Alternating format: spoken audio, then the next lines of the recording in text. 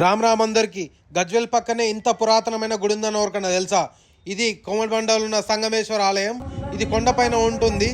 ఇది 300 సంవత్సరాల నాటి ఆలయం. ఇది నేనైతే పొద్దున్నే 4 గంటలకు మా తమ్ముని తీసుకొని వచ్చేసిన.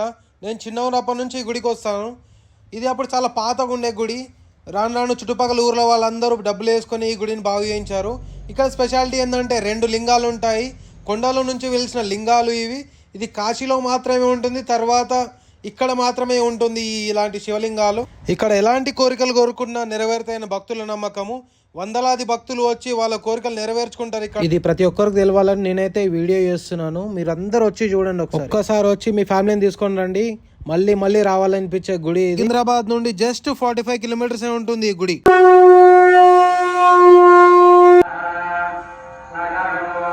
ఇది గజ్వేల్ మిషన్ భగీరథ పక్కకే ఉంటుంది. ఒక్కసారి వ్యూ చూసే క్రేజీ ఉంటుంది బై. దట్టమైన అడవిలో మధ్యలో శివలింగం. మనసుకు చాలా ప్రశాంతంగా ఉంటుంది. ఇది best sunrise and sunset spot. ఇది ఇక్కడ పూజ చేసే పంతులు తరతరాల నుండి ఇక్కడనే చేస్తున్నారంట. ఒక్కసారి ఆయన మాటల్లోనే ఇందాం. ఇది స్వయంగా వెలిసిన సంగమేశ్వర ఆలయం. పేరు యాదగిరి పంతులను 300 నుంచి ఉన్నది గుడి. 2 లింగాలు ఎక్కడ లేవు. కాశీలో ఉన్నాయి, ఇక్కడనే ఉన్నాయి. ఓం నమః శివాయ.